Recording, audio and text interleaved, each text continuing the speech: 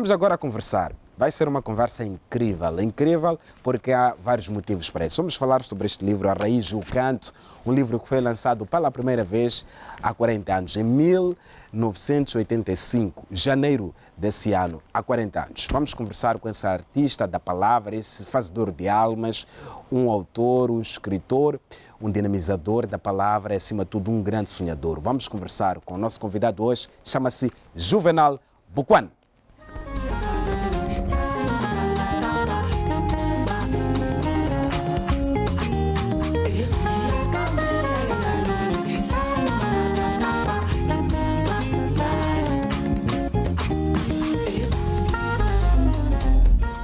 Mestre Juvenal Buquan, feliz ano novo, bem-vindo, como é que está de saúde?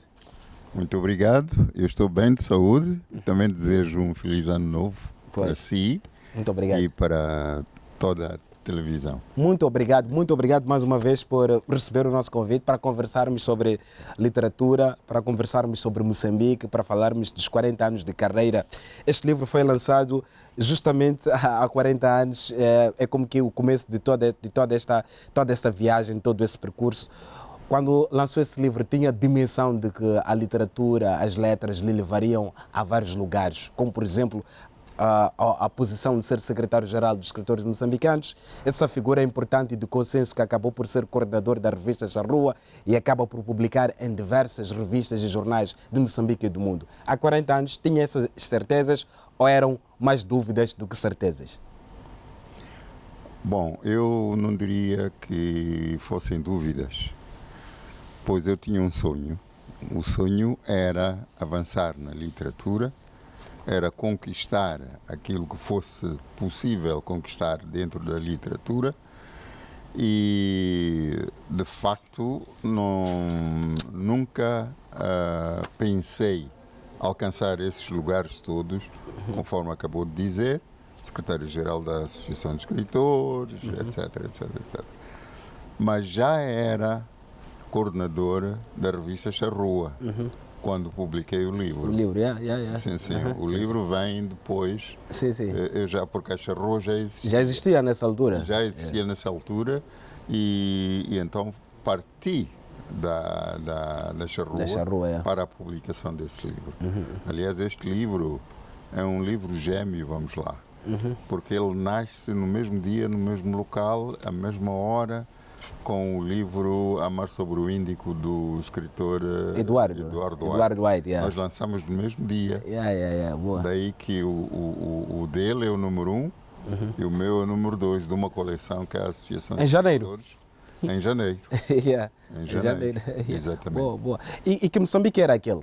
Em 1985, jovens e que estavam a introduzir também uma conversa nova sobre Moçambique, quase que uma espécie de ruptura, uma ruptura. A geração Charrua representa uma ruptura na história das letras em Moçambique. Moçambique vem desse lugar de luta de independência nacional, está lá a herança da poesia do combate, está lá a herança de Noêmia de Souza, Craveirinha, o debate sobre a invasão da instituição literária, jovens também rebeldes. Que Moçambique era aquele e que jovens eram nesse tempo? Bom, era um Moçambique com muitas promessas, era promissor. Era um Moçambique que estava a nascer do ponto de vista de independência em relação ao ocupante anterior, que era o colono. E, entretanto, quando nós surgimos na literatura, foi exatamente quando se estava a verificar uma ruptura em relação à literatura que se fazia antes da independência nacional, não é? Em que escritores nossos, moçambicanos, existiam, mas não existiam, porque não eram conhecidos. Conhecia-se apenas nessa altura, falava-se de José Craveirinha, Nogares, Noêmia de Souza e tal, mas andava por aí. E depois, como disse, há pouco tempo,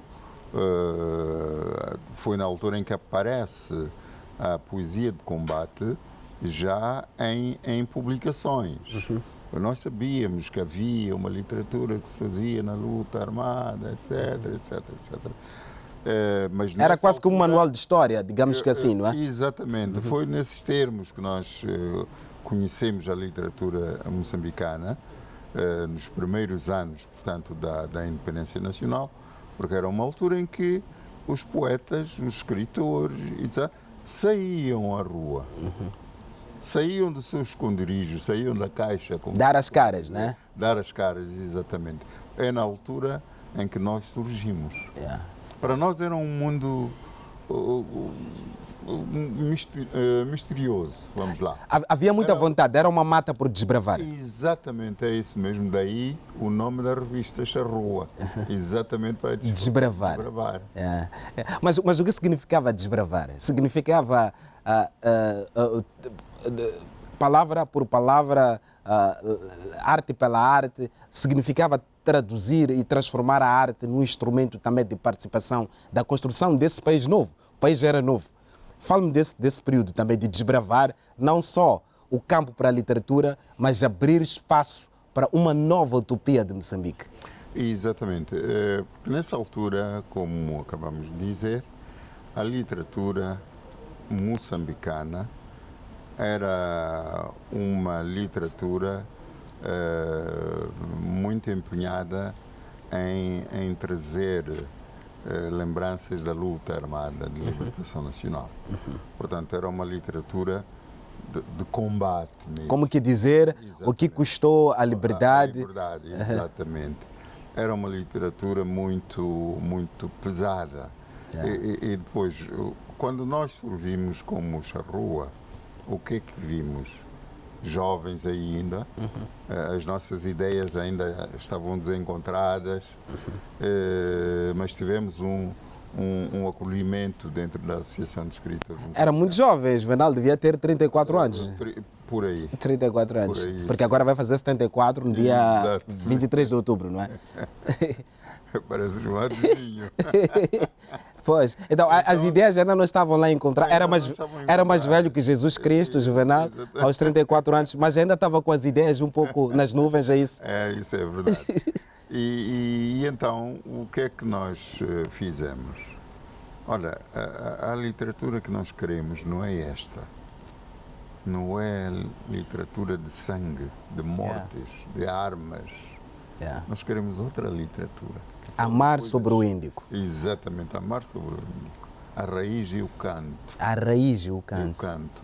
Portanto, eram coisas novas, que não tinham aquela tônica de guerra, de sangue, etc. Não havia pólvora não havia na vossa escrita. Havia rosas. Uma literatura que prometia mudanças em termos de elaboração literária. Então é quando nós, a Charrua, arregaçamos as mangas e fomos à luta, de facto. Uma outra luta, né? Outra luta. Uma outra luta. Outra luta. E então nós abrimos o caminho. Não que já tivéssemos conquistado aquilo que queríamos. Abrimos o caminho e tentamos alavancar como é que posso dizer? Um movimento, uma geração. Uma geração que pensasse de outra forma. Um país também a pensar de outra forma. Exatamente, a partir daquele ponto para frente. Mas também estamos numa altura de guerra civil, o país está em guerra também, né? Estamos numa guerra. Em guerra. Como é que essa atmosfera também foi uma influência importante para pensarem no amor no meio da guerra? Oferecer rosas às pessoas que viam e ouviam o som das armas. Exatamente, foi uma mensagem de que, olha, nós já vimos de uma guerra prolongada e de repente, com a nossa independência, entramos para uma outra guerra. Que seria mais longa que a de independência nacional. Não sabíamos. Não sabíamos quanto tempo iria durar. Mas a nossa ideia era de, olha, avancemos naquilo que nós queremos fazer. Renovar a literatura moçambicana. para renovar a literatura moçambicana era afastar a guerra, afastar as armas, afastar isso e começar a cantar a esperança, o amor, a aproximação entre as pessoas, a solidariedade, etc, etc. E foi assim que nós... E tivemos, portanto, o condão de conseguirmos isso.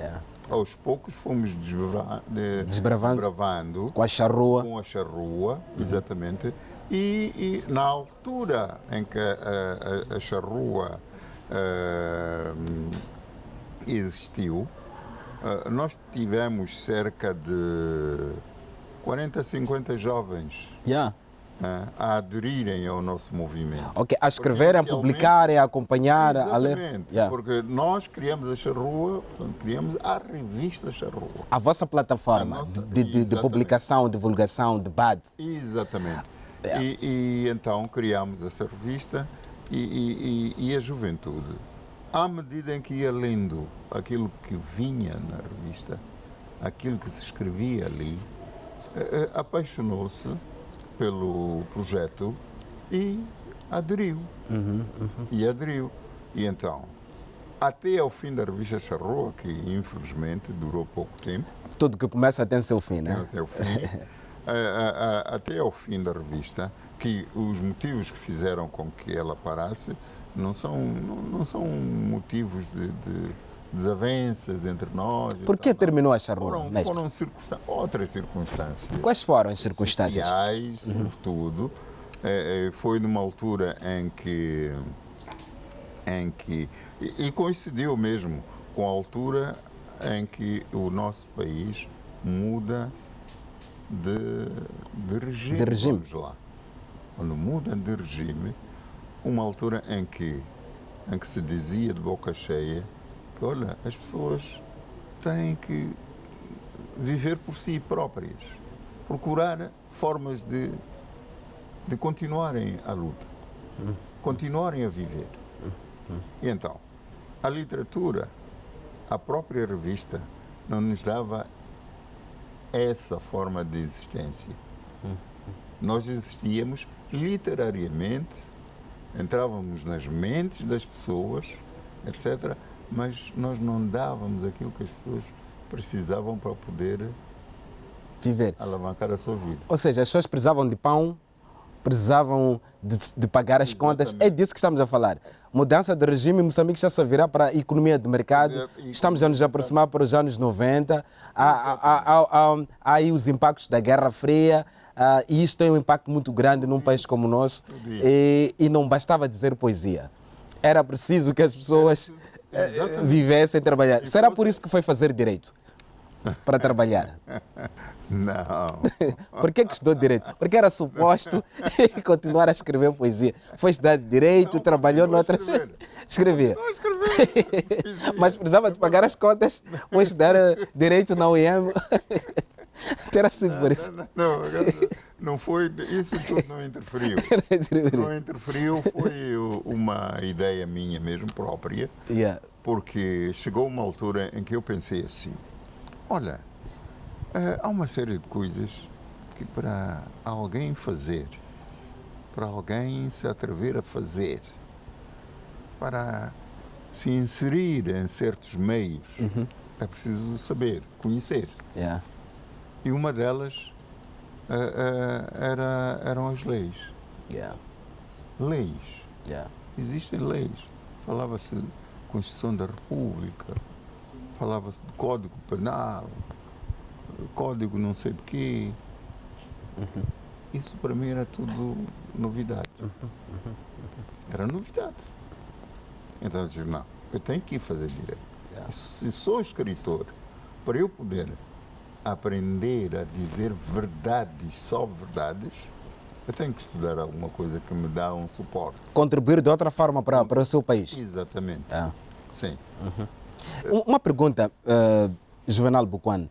Esse processo de transição, de mudança do país para a sua geração, o que representou? Sentiram-se traídos pelo contexto na altura?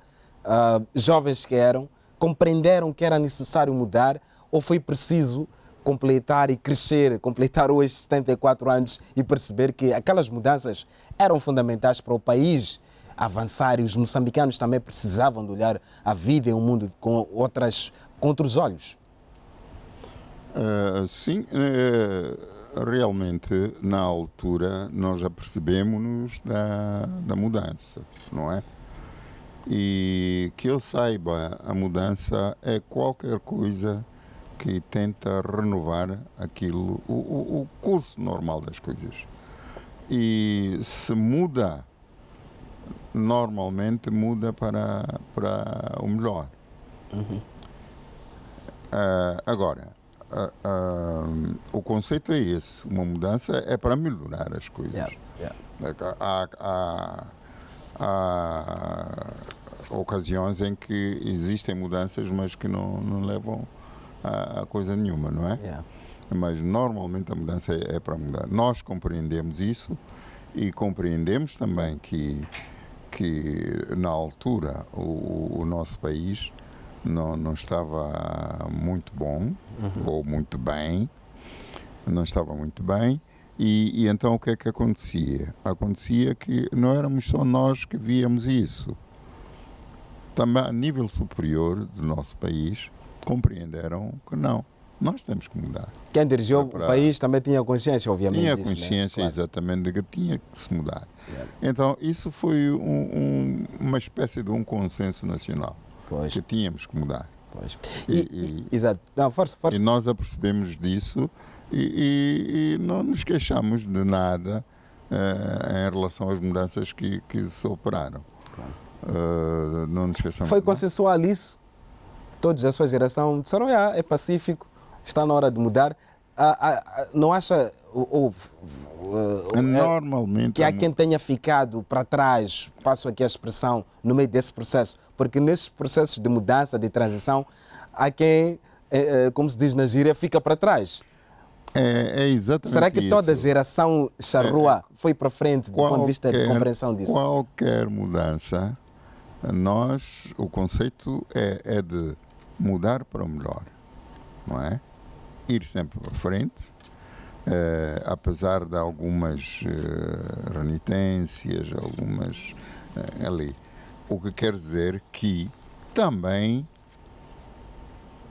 no pensamento das pessoas, algumas estavam conscientes que sim, temos que mudar, mas havia outras que diziam, mas porquê? E tal.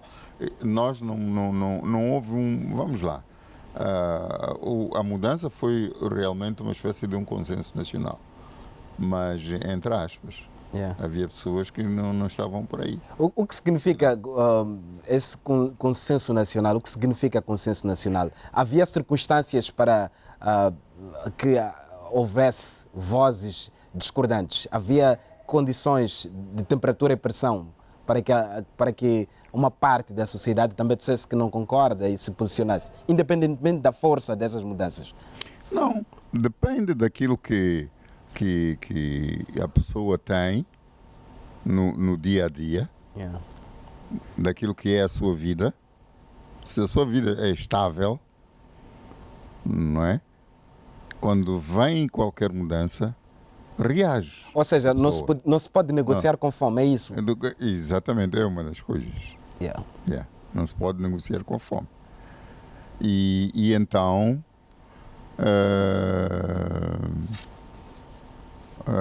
portanto, a base era essa. Aqueles que estavam bem na altura na burguesia. Eu quero evitar esses nomes. Quero evitar isso. É poeta. Conheço melhor as palavras. Mas eu estou simplesmente a dizer que realmente uma parte não estava satisfeita com a mudança, mas uma grande parte, a maioria, queria mudanças. Era necessário o país mudar. E relança este livro, A Raiz do Canto, numa altura em que Moçambique também vive um contexto caracterizado por violência, por alguma discórdia na nossa sociedade, tensão pós-eleitoral, vive-se neste país, isso é incontornável. E se participou no debate, na construção de um debate sobre Moçambique, em 1985, lançando este livro e dirigindo uma revista importante para Moçambique. Hoje, quando relança este livro, também está a continuar essa participação de debate. Este livro, que testemunho quer que represente para este Moçambique que, como se diz, polarizado, este Moçambique que também volta a ouvir o som das armas, mais uma vez, por várias circunstâncias, até pelo terrorismo no norte de Moçambique, concretamente na província de Cabo Delgado, mas também pelas manifestações que acontecem em diversas partes de Moçambique. A raiz e o canto, que testemunho é que é de Juvenal Buquano para Moçambique? Será uma carta de amor para uma sociedade, de certo modo, em conflito? A raiz e o canto é exatamente aquilo que significou na altura em que o livro foi lançado. Uma altura de mudança, não é?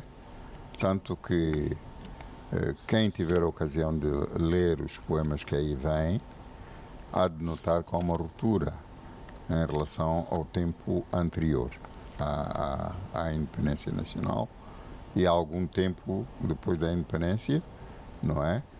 Porque o livro sai numa altura em que nós ainda vivíamos o outro regime, o regime instituído com a independência nacional. Somos um país socialista nessa altura? Exatamente.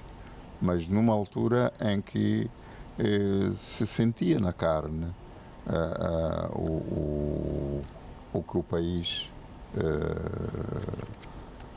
sofria, de facto. Foi na altura da fome, foi na altura de uma série de coisas. Repolho. Exatamente. Do carapau. Coisa e tal. Mas nós entramos numa altura em que realmente era necessário que nós fôssemos independentes, que encontrássemos formas de nós construirmos o nosso país. Tanto que nessa altura nós chamávamos a todas as medidas que se tomavam na altura, eram medidas de reconstrução nacional. Era a reconstrução nacional.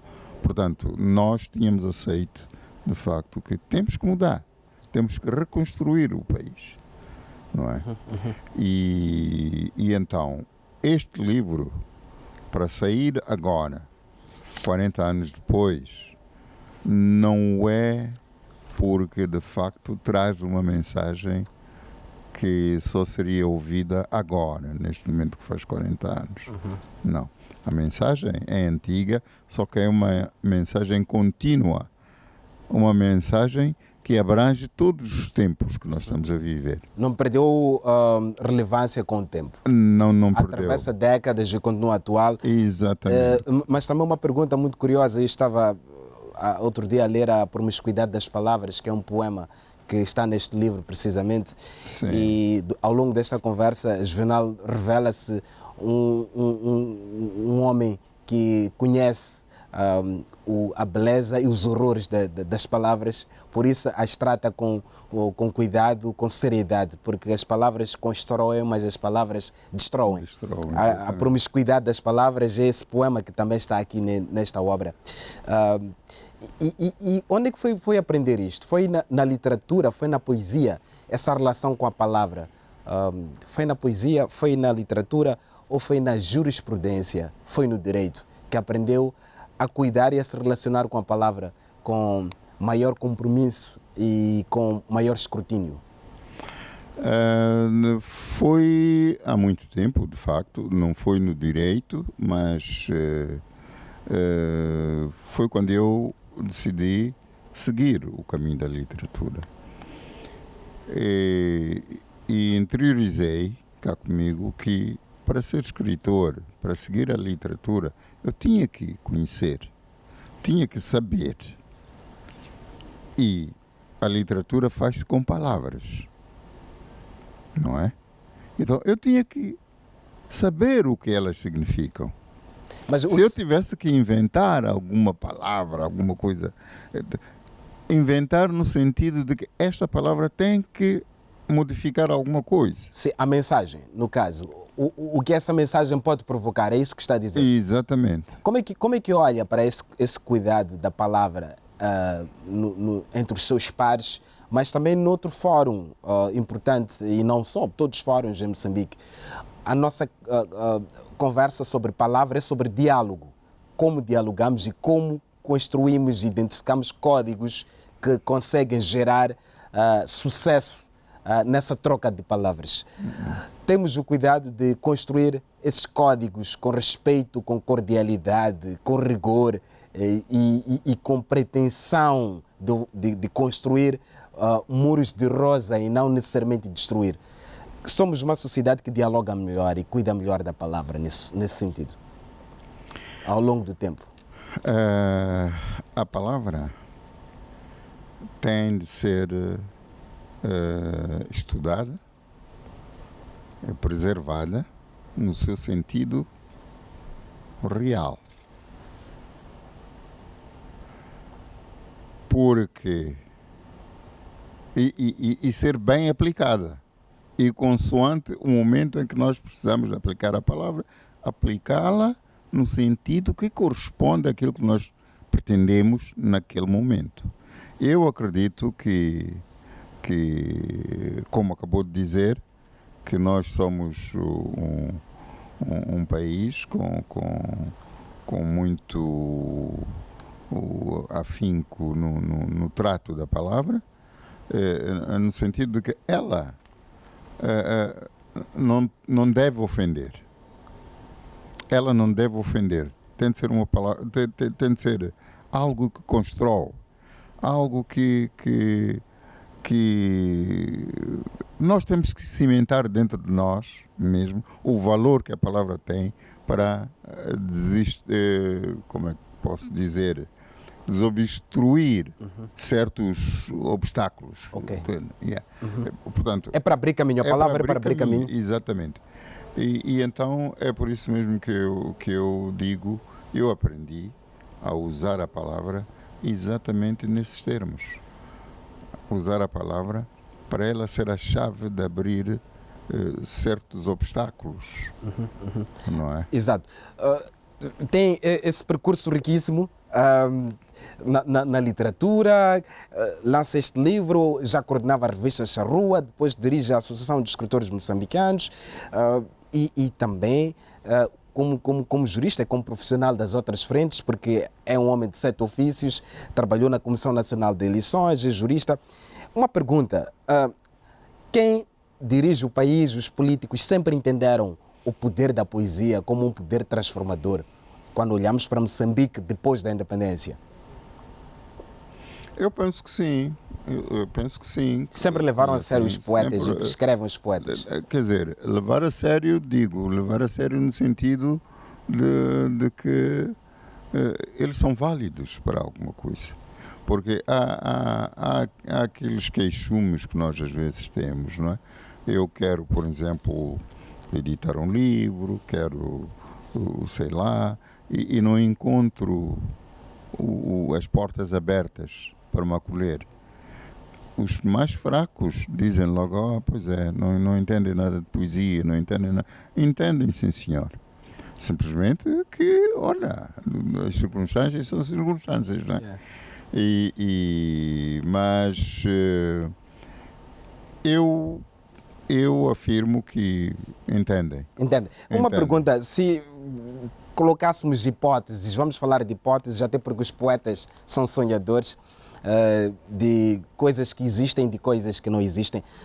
Se Moçambique fosse dirigido por poetas, que país teríamos? Isso não sei, não sou adivinho. Seria uma desgraça. Não sou vidente. Não, que seria uma desgraça, não digo, não é? Porque o que seria? Também não é só de poesia que se vive, não é? Vive-se de muita coisa. Se fossem poetas, haviam de criar formas das pessoas verem o mundo de outra forma. Um mundo em que não haveria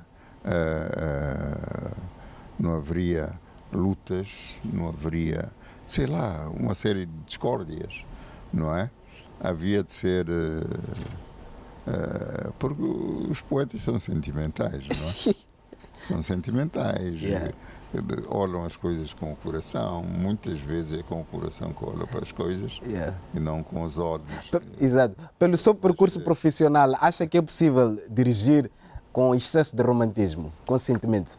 Não, exclusivamente. Não pode haver excesso de romantismo. Aquilo é aquilo que se diz: pão, pão, queijo, queijo. Não é? Aquilo que é para ser resolvido desta forma tem de ser daquela forma. As pessoas querem pão, querem água, querem carteiras nas escolas. É preciso resolver. Sim. Não há de vir um declamador em esta pública. Sim, o declamador pode aparecer para explicar. Sim. E tal. Claro. A sua forma de ver o mundo. Há uma outra contribuição para além do material, né, que vive na poesia, na literatura, nas artes em geral. Sim. Isto é compreendido para Moçambique hoje? A arte, a cultura como a outra forma de construir Moçambique. Não construir com estradas, com infraestruturas, mas construir o sentido de ser moçambicano. Eu penso que sim. Há esse sentido. Eu sinto isso porque, para além de ver aqueles que praticam a literatura, aqueles que escrevem, aqueles que leem e tal, vejo também pessoas que estão inclinadas para outras coisas, outros afazeres, mas quando lhes aparece à frente uma mensagem literária, uma mensagem poética, amaina um pouco os ânimos, os né? ânimos não, sim.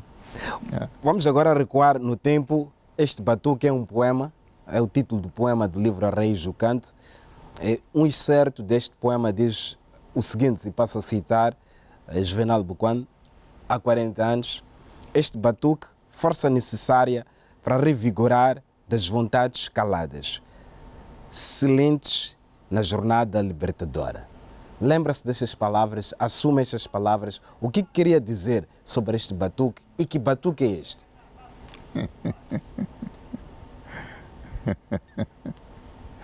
Você tem algumas tendências. Não é o batuque que muita gente pensa dele. Esse é o batuque real mesmo. Aquele batuque... É uma conga. Exatamente. É uma percussão qualquer. Mas esse, exatamente, olhando para o título do livro, A Raiz e o Canto, significa que eu aí canto aquilo que é a nossa raiz. O batuque aí aparece como a nossa raiz. Que produz os nossos cantos também. Exatamente. Portanto, é nesse sentido que eu combino. Portanto, esse batuque aí é o batuque real. Mas agora... Não é de batuque de outras... Mas lá está, né? O leitor pode fazer sua interpretação. A responsabilidade do autor termina quando lança o livro. Concorda? Exatamente, eu concordo com isso. O leitor tem todo o direito e toda a liberdade de interpretar o que lê à sua maneira.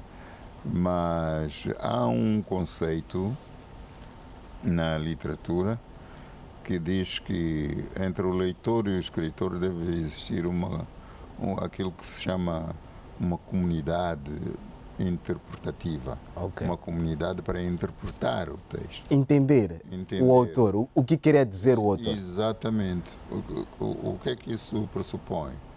Que o leitor deve se armar com as mesmas ferramentas que o escritor se arma para escrever.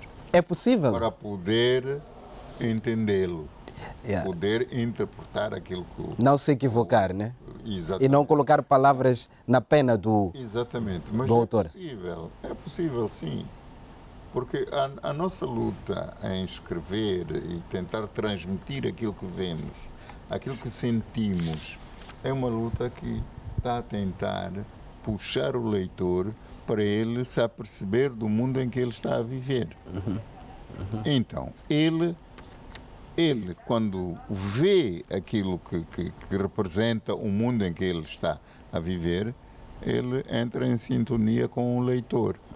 Então, há uma comunidade entre os dois, de interpretação.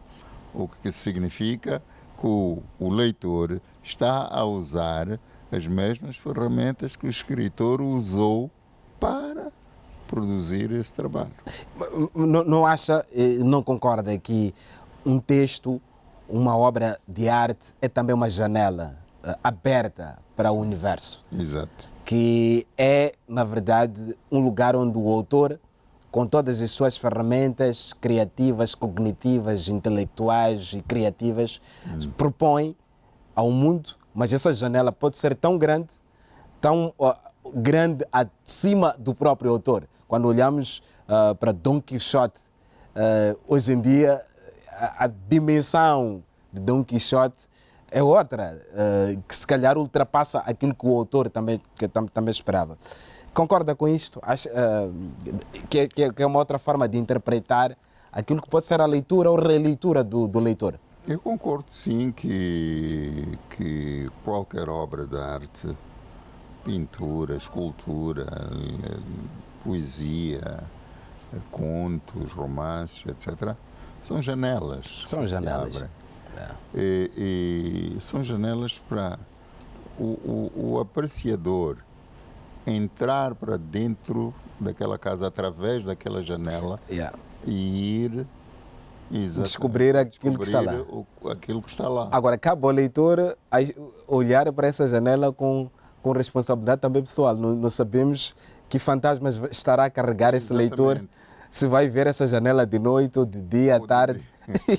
Mas daí nós temos também outra coisa. Temos aquilo que se chama de críticos literários, ou críticos da arte. Esses indivíduos são indivíduos que estudam formas de explicar aquilo que a arte possivelmente tenta. Traduzem, né? Exatamente. Traduzem.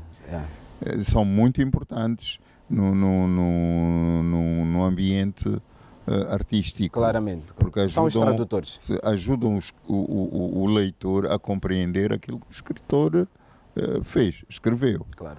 Depende do crítico também, né? Depende do crítico. Porque existe a opinião do crítico que confunde. Sim. Daí que também é uma grande luta entre aquilo que nós chamamos de crítica construtiva e crítica destrutiva. Existe isso. Mas eu parto do princípio que um crítico da arte deve ser um indivíduo que serve para explicar a obra. Claro. Não é para destruir. Daí que, quando fala de Dom Quixote, foi escrito há séculos. Sim. Mas ainda hoje é uma obra admirável. Por quê? Porque se eu pego naquele livro e leio, até sou capaz de partir da primeira à última página e não entender nada do que está lá. Primeiro, a época. Porque a época em que o livro foi escrito. Que Miguel Cervantes escreveu. Exatamente. O que o motivou pode não ser o que nos motiva hoje em dia. Muda tudo. Então, é preciso que haja críticos literários, neste caso, para explicarem. É por isso que a obra ainda hoje existe, porque há pessoas que estudam, né? Encontram a pertinência, né? Exatamente. A pertinência. Sim. Há um poema dedicado à sua filha, né? Analva. Sim. Quantos anos a Analva tem hoje? Tem 40, 30 e... 42. 42. Qual é o lugar da família na sua forma de pensar a palavra, pensar a escrita? Sim. Qual é o lugar da família? Qual é o papel que a sua família desempenha nisso? No seu labor? Para mim, o lugar da família no meu labor é o primeiro lugar. É o primeiro suporte que eu tenho. Os filhos são efetivamente as verdadeiras obras. Exatamente. Yeah. A família toda, né? Quando fala de filhos, etc., já estou a falar da família mais próxima, que é aquilo que se chama que até me foge o termo. Prontos, não interessa. São aqueles pilares que estão mais próximos de mim. A partir dali eu começo a pensar no resto, não é? E ocupam um lugar muito importante dentro de mim. Pois. Estamos a terminar a nossa conversa, celebra 40 anos de literatura nacional e Moçambique celebra 50 anos de independência em 2025 e viu este país a crescer, a sorrir, mas viu este país também a chorar, viu vários momentos deste país. 50 anos de independência de Moçambique, o que deve nos remeter meio século de um país como o nosso? O que nos falta pela frente? Muita coisa. Falta muita coisa. Mas o importante é o que temos entre mãos, que é a independência que nós temos. Portanto, não somos espezinhados por nenhum, para ser mais direto, colono, não é? Temos a nossa independência e isso é uma arma muito importante, para nós podermos avançar e alcançarmos aquilo que pretendemos alcançar. Portanto, 50 anos é pena que nós, ao atingirmos essa idade, que é meio século de existência, não é? Ainda estejamos a sofrer, se calhar, o que sofremos, não é? Mas temos que atirar isso tudo para as circunstâncias que se fizeram sentir dentro do nosso país. Mas nós temos como arrancar para a frente. Pois. Temos a nossa liberdade, a nossa independência, a nossa autoestima também, para podermos arregaçar as mãos, pegar e avançar. Pois, e a luta continua, né? E a luta continua. Muito obrigado, parabéns pelos 40 anos de carreira. Um grande abraço. Muito obrigado. Obrigado também aos nossos telespectadores por terem nos acompanhado ao longo destes minutos no Mercado Criativo de hoje. Um grande abraço. Voltaremos a estar juntos na próxima semana, à mesma hora aqui na nossa televisão. Vejam bons filmes, escutem boa música e leiam bons livros. Até lá. Um abraço a todos.